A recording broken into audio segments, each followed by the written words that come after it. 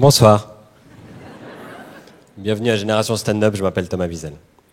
Ouais, le gala a commencé. Donc, d'habitude, dans ces galas, ça commence toujours par un gros sketch avec des danseuses, de la musique, des trucs qui bougent, un décor. J'ai demandé au festival, est-ce que je suis obligé de faire ça? Ils m'ont dit, fais un truc où t'es à l'aise, fais ce que tu sais faire. Donc j'ai rien fait. Bonsoir.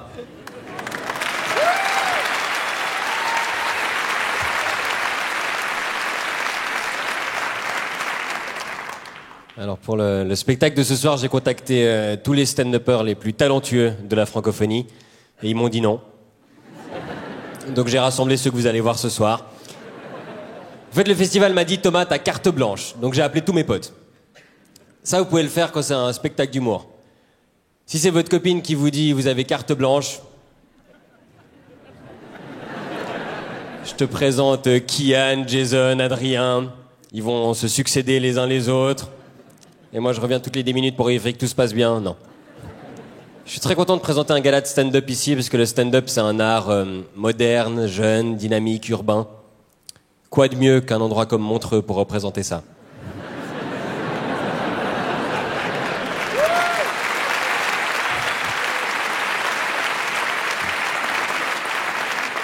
Non, très honnêtement, faire du stand-up à Montreux, c'est un peu comme faire la Coupe du Monde de ski à Dakar.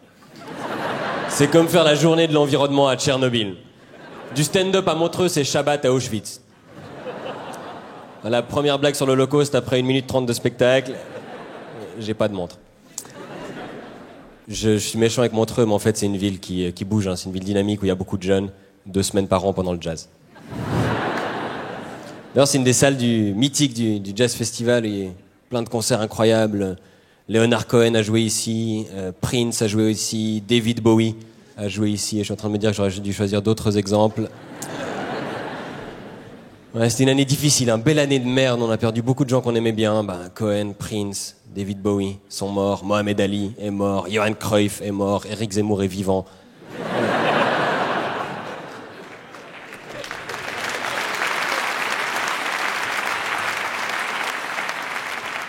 Il doit être content, il y a des gens qui applaudissent le fait qu'il est en vie. Il y a beaucoup de gens qui sont morts cette année. Il y a eu beaucoup d'attentats dans le monde, des attentats aux États-Unis, des attentats en France, des attentats en Belgique, des attentats partout sur la planète, sauf en Suisse. Ça va commencer à devenir louche. Hein.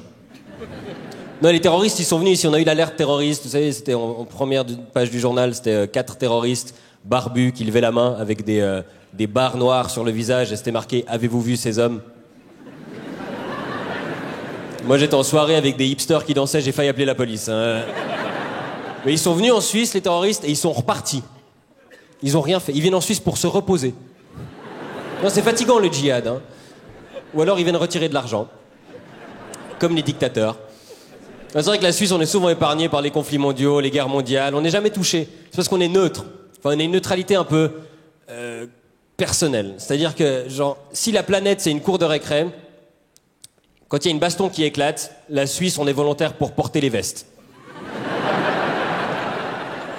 Et à la fin de la bagarre, quand les gens récupèrent les vestes, il manque les porte-monnaies.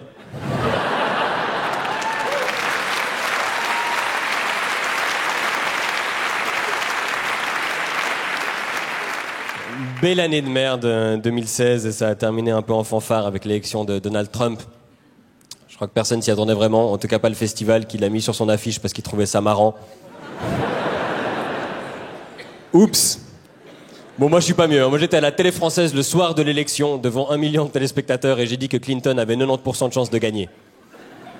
Voilà, je fais aussi les thèmes astrologiques et le retour de l'être aimé si ça vous intéresse. Je sais pas comment Hillary Clinton a fait pour perdre contre Trump, pardon. Il y a eu l'affaire des emails, là, les Américains ils trouvent que c'est une menteuse parce qu'elle a supprimé 30 000 emails. Moi je dis bravo. Non mais supprimer 30 000 emails, vous imaginez le boulot? Nombre de fois que tu dois cocher la case, appuyer sur la corbeille, cocher la case, appuyer sur la corbeille. Puis elle a 69 ans, Clinton. Elle maîtrise la technologie pour une grand-mère, quand même. Moi, ma grand-mère, je lui ai appris à utiliser un email. Elle m'a écrit un email, elle l'a imprimé, elle l'a posté. En plus, elle est là ce soir, donc elle va me déshériter. Bon, mais c'est un gala d'humour, donc moi, je voulais me focaliser sur les aspects positifs de l'année qui s'est écoulée. Donc, je suis allé sur Google et j'ai tapé Bonne nouvelle 2016. Et la phrase s'est complétée. Bonne nouvelle, 2016 est bientôt fini. Pourtant, il y a eu des trucs bien. Non, il y a eu des trucs bien quand même. Qu'est-ce qu'il y a eu de bien? François Hollande a annoncé qu'il se représenterait pas. Bon, ça, c'est le mec qui démissionne alors qu'il est déjà viré. Hein. Mais il y a eu des trucs bien. Wawrinka a gagné l'US Open. La France a perdu l'euro.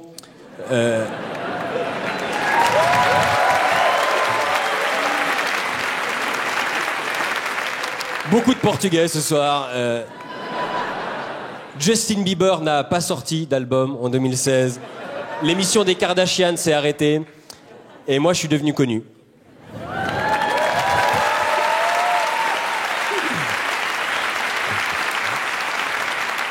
Non mais, c'est peut-être un événement mineur pour vous, je comprends. Mais pour moi, c'est genre le truc qui a le plus marqué 2016. Non, parce que dans mon quotidien, le fait que je suis devenu connu, ça change plus ma vie au jour le jour que genre la crise des migrants. C'est horrible, hein? Non mais c'est vrai, c'est juste vrai. Genre, si je me réveille le matin et que j'entends la radio et qu'il s'est passé des trucs horribles, je suis triste. Puis après, je tourne la tête, puis je vois qu'il y a une fille dans mon lit. Je suis toujours triste, mais j'ai une idée pour que ça passe. C'est Charles Aznavour, je crois, qui disait que la misère est moins pénible au soleil. Charles Aznavour, il est né en Arménie dans les années 20. Quand il est né, il y a 1 million de ses ancêtres qui venaient de se faire massacrer. Et lui, il est là, non, c'est bon, j'ai bronzé, c'est cool. Non, il a raison, Aznavour. Je pense que la misère est moins pénible au soleil. Et je pense que, moi, je dirais même plus, la misère est moins pénible quand on se fait sucer. Au soleil. Je suis pas sûr qu'elle finisse dans les livres de citations, celle-ci. Là, vous dites, ce mec est quand même incroyablement arrogant. Alors oui, mais c'est pas ça le message que je veux faire passer. Si moi, avec la gueule que j'ai et le corps qu'on m'a donné, je peux tenir ce genre de discours, c'est un message d'espoir. À tous les petits garçons et toutes les petites filles qui nous regardent, moi j'espère qu'il n'y en a pas trop, rien n'est impossible. Bon là, il y a peut-être certains d'entre vous qui disent, ça va, il est pas aussi horrible que ça, Thomas. Alors moi j'aimerais vous dire, je suis la seule personne au monde, je crois, quand je mets des lentilles, les gens viennent me dire, ça te va super bien les lunettes. Après je dis que je suis devenu connu, je suis devenu connu en Suisse romande. Hein, c'est pas comme être connu en vrai. Non, c'est pas pareil. Genre moi je suis pas invité à la cérémonie des Césars, moi je suis invité au Forum de l'innovation de Neuchâtel. Hein? Moi quand je réponds aux questions, c'est pas Jimmy Fallon ou Télérama, c'est Migros Magazine. Ils m'ont écrit il y a 1 mois et ils m'ont dit on réalise un dossier sur les personnalités romandes et leur ponctualité. Est-ce que vous êtes ponctuel? J'ai pas encore répondu. Non, ça me dérange pas les journalistes. Le problème, c'est qu'en Suisse, il se passe pas grand-chose. Et du coup, quand il y a un événement, genre moi, voilà, il se passe tellement rien que je suis un événement, les journalistes se jettent un peu dessus. Et au bout d'un moment, je sais plus quoi leur répondre. Récemment, on m'a demandé qu'est-ce que je prenais avec moi en vacances dont je me servais jamais. J'ai répondu ma bite. Et le lendemain, j'ai ouvert le journal et c'était marqué mon sexe. C'est pire. Non, parce que ma bite, ça fait âge mental 12 ans, c'est rigolo. Mon sexe, ça fait serial killer. Tu veux voir mon sexe? Moi, j'assume pas tout à fait. Genre, récemment, j'ai aussi répondu à des questions d'écoliers. C'était la journée Oser tous les métiers. Ils rencontraient un humoriste, c'était moi. J'avais genre 20 écoliers de 10 à 13 ans. Et je devais passer 1 heure avec eux à répondre à leurs questions. Ils en avaient une. Oui, Brandon? Est-ce que tu connais Norman? Donc, comme on avait encore 59 minutes à meubler, ils m'ont dit, tu peux nous raconter un gag? J'étais emmerdé. Donc j'ai dit, vous êtes la meilleure chose qui soit arrivée à vos parents.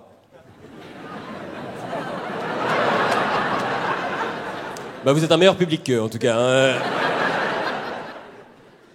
Non mais il y a des aspects qui me gênent quand même, je suis pas très à l'aise. Quand les gens viennent me parler dans la rue, par exemple, je suis toujours très mal à l'aise parce qu'ils sont hyper contents, puis après ils me parlent et ils sont très déçus.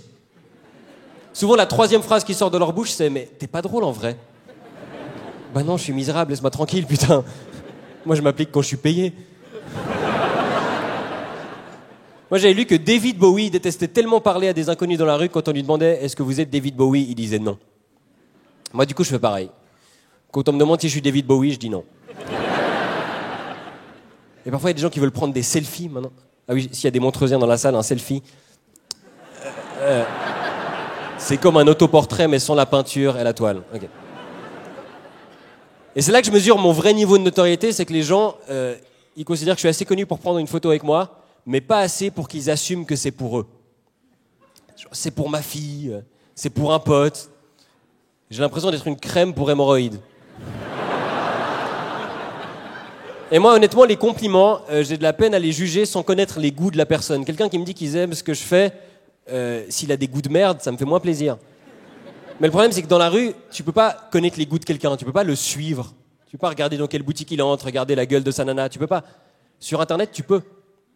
Moi, quand on m'écrit, je clique sur votre profil et je fouille. Récemment, il y a quelqu'un qui m'a écrit « Thomas, je suis ton plus grand fan ». J'ai cliqué. Il était en photo de profil avec Michel Sardou. Ça remet les pieds sur terre, quand même. Et surtout, qui est cette personne qui est fan de Thomas Wiesel et Michel Sardou? Quel genre de goût éclectique faut avoir pour faire ce grand écart-là? Ouais, moi, j'adore le macramé et les Harley Davidson. Je suis un grand fan des Feux de l'amour et de MDMA. Moi, mes passions, c'est Beethoven et le fist-fucking. Ouais, parfois les deux en même temps. Ouais. L'Ode à la joie n'a jamais aussi bien porté son nom. Mesdames et messieurs, ce soir, à chaque fois qu'un artiste monte sur scène, j'ai envie que vous fassiez tellement de bruit que même Beethoven peut vous entendre. Et il était sourd, et ça fait 200 ans qu'il est mort. Donc faudra y aller quand même. Et pour ça, j'ai l'aide de DJ Arby, s'il vous plaît. On peut faire du bruit pour DJ Arby!